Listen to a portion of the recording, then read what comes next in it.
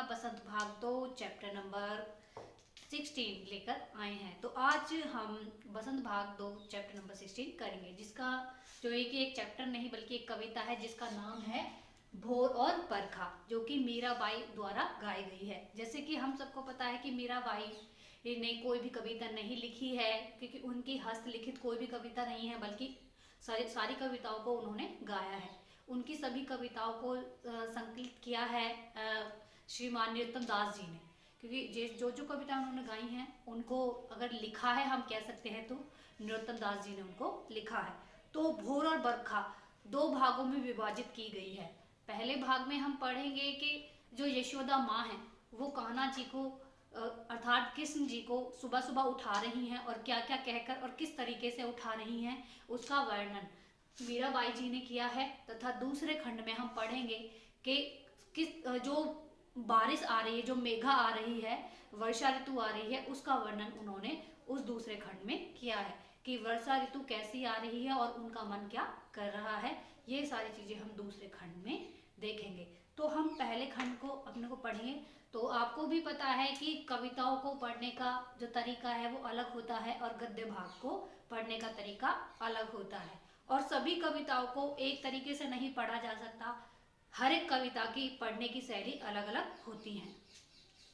तो देखिए, हम जो ये मैंने यहाँ पर लिखा हुआ है ये हमारा पहला खंड है, जैसे कि मैंने अभी आपको बताया था।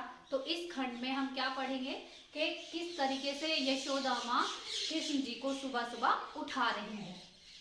जागो बंसी वारे ललना, जागो मोरे प्यारे, रजनी बीती भोर भयो है, रजनी बीती भोर भयो है, घर घर खुले किवारे, गोपी दही मथत, सुनियत है कंगना के झनकारे। गोपी दही मथत, सुनियत है कंगना के झनकारे।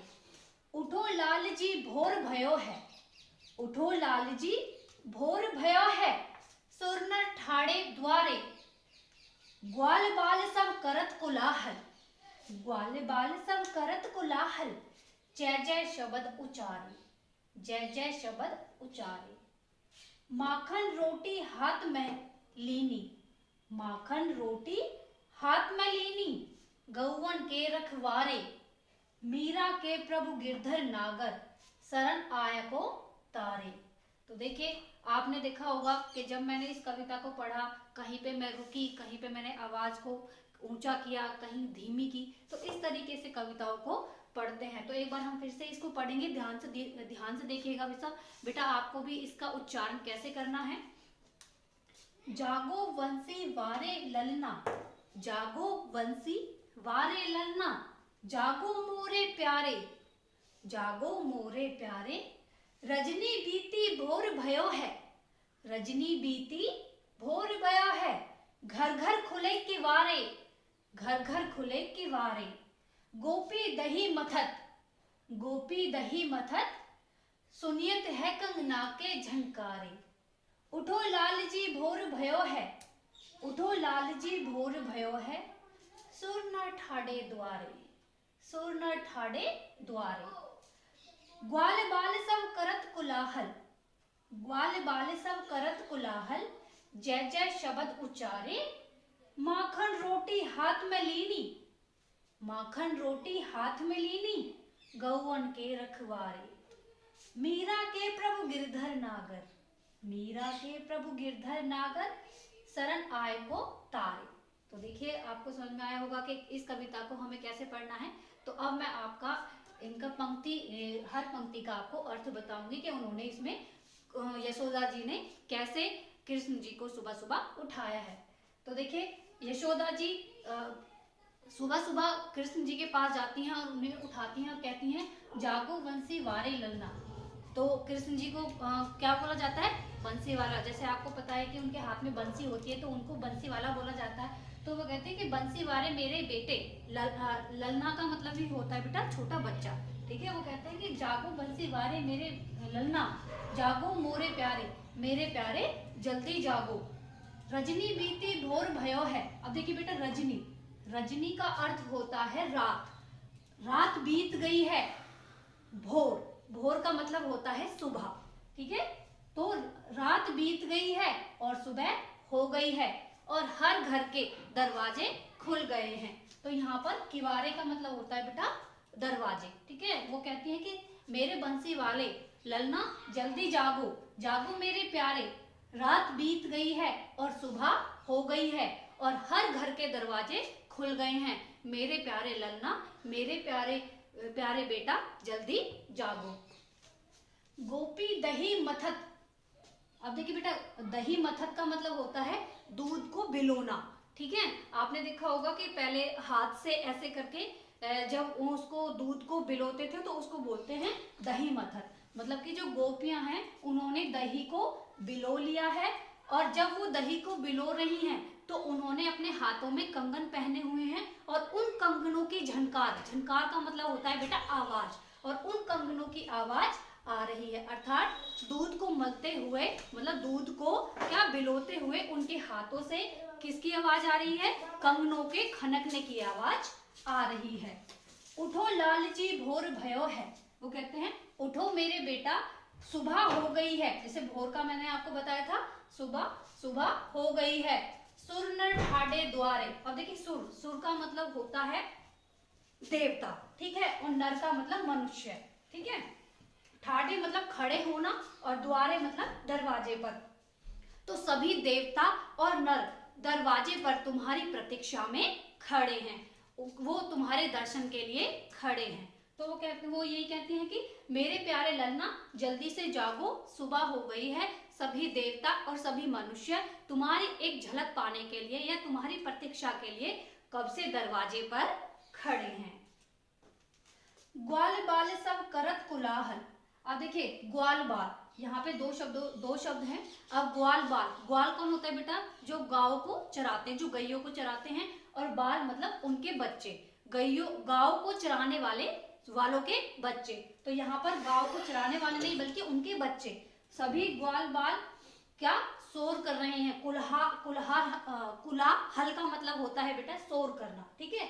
सभी ग्वालों के बच्चे शोर कर रहे हैं और तुम्हारे नाम के जय जयकार लगा रहे हैं। मतलब कि जो तुम्हारा नाम है उसको पुकार रहे हैं और उसकी जय जयकार लगा रहे हैं।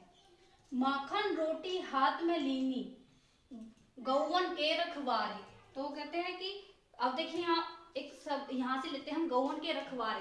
गौवन के रखवारे मतलब ग्वाल, जो सभी ग्वाल हैं उन्होंने अपने हाथ में क्या लिया हुआ है?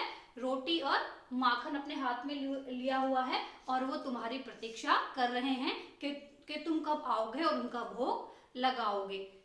मीरा के प्रभु गिरधर नागर शरण आए को तारे, तो देखिए अंत में जो मीरा है वो क्या गा रही हैं? वो कह रही हैं कि मेरे गिरधर नागर के शरण में जो भी कोई व्यक्ति आता है उसका वो बेड़ा पार लगा देते हैं। अच्छा, अर्थात उसका उद्धार वो कर देते हैं। तो मैंने अब आपको हर एक पंक्ति का अच्छे से अर्थ बताया और जो कठिन शब्द थे यहाँ पर उनका भी अर्थ मैंने आपको बताया, तो आपको अच्छे से समझ में आया होगा। तो एक बार और फिर करते हैं कि पहले खंड में यशोदा जी श्री कृष्ण को क्या कर रही हैं? जगा रही हैं और वो बता रही हैं कि तुम्हारी कौन प्रतीक्षा कर रहा है, तुम्हारे दर्शन के लिए कौन खड़ा हुआ है। ये सारी बातें वो कृष्ण जी को बता रही हैं। तो वो क्या कहती हैं कि बंसी वाली मेरे ललना जल्दी जागो, तुम्हारे इंतजार में सभी देवता, सभी मनुष्य और तुम्हारे दोस्त ग्वाले, गांव के रखवाले तुम्हारी प्रतीक्षा में दरवाजे पर खड़े हैं। कोई तुम्हारे दर्शन के लिए खड़ा हुआ है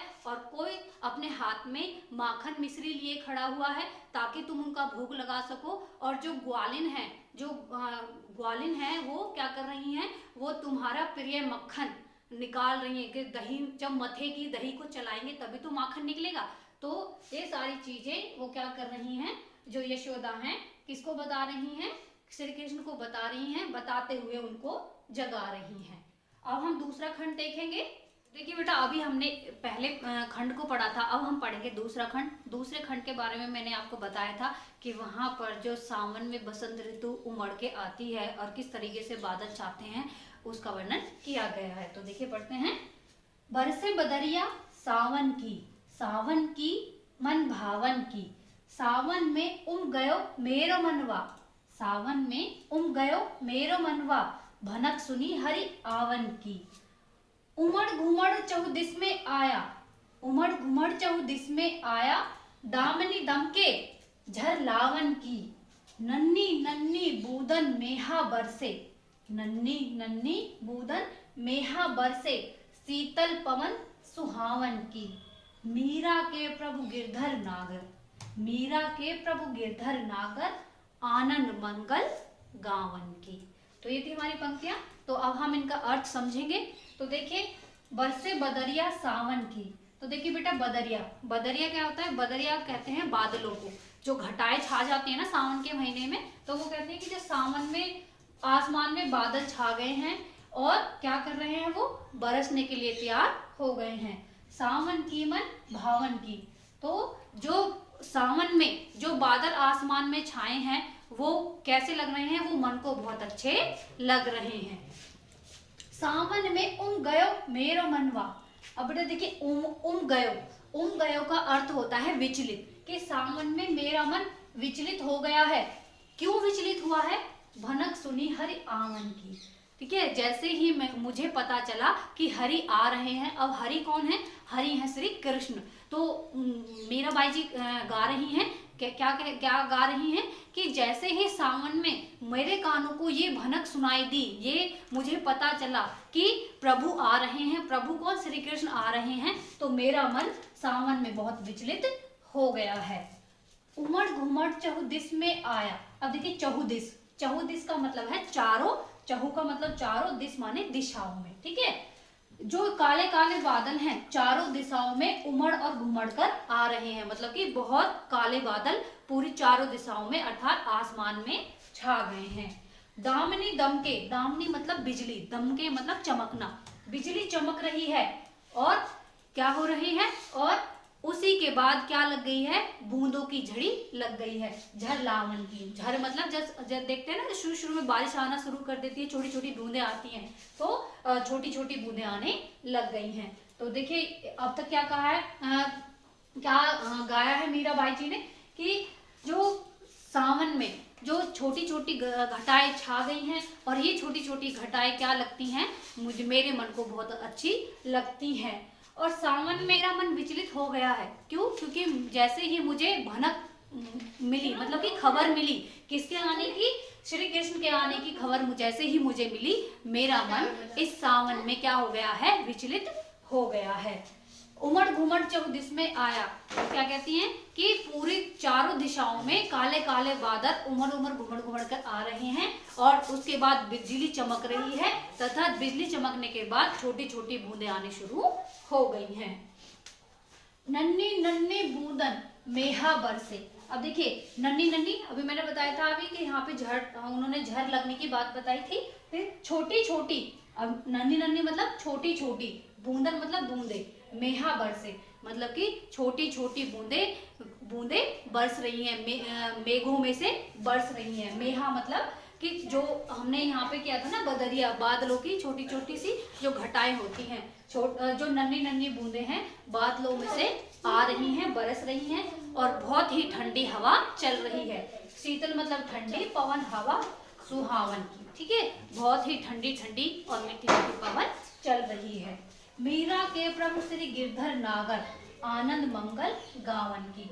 तो आगे मीराबाई जी गाती हैं, क्या कहती हैं कि मीरा के प्रभु श्री गिरधर नागर। ठीक है, तो ऐसे मतलब कि मेरे श्री कृष्ण मेरे गिरधर नागर हैं और आनंद मंगल गावन की। तो ऐसे सावन को देखते हुए मेरे मन में आनंद और मंगल मतलब कि गीत गाने की भावना उठ रही है।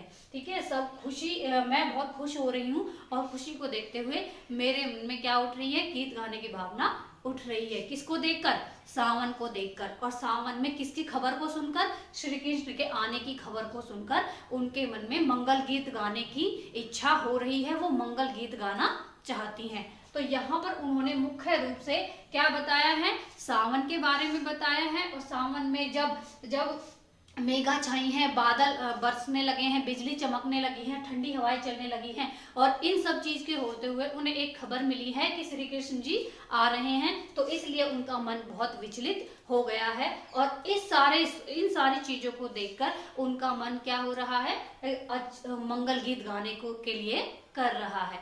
तो ये थी बेटा हमारी कौन सी, भोर और बरखा, जो मीराबाई द्वारा गाई गई है। कि दोनों खंड मैंने आपको समझाए।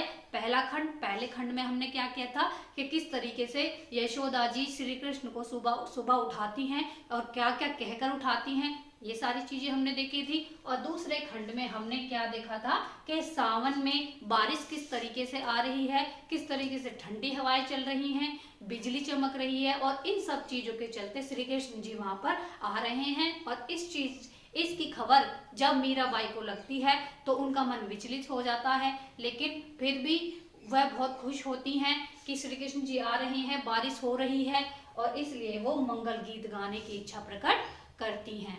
तो आई होप आपको अच्छे से समझ में आया होगा। मिलते हैं एक और वीडियो के साथ, तब तक के लिए धन्यवाद। Thank you.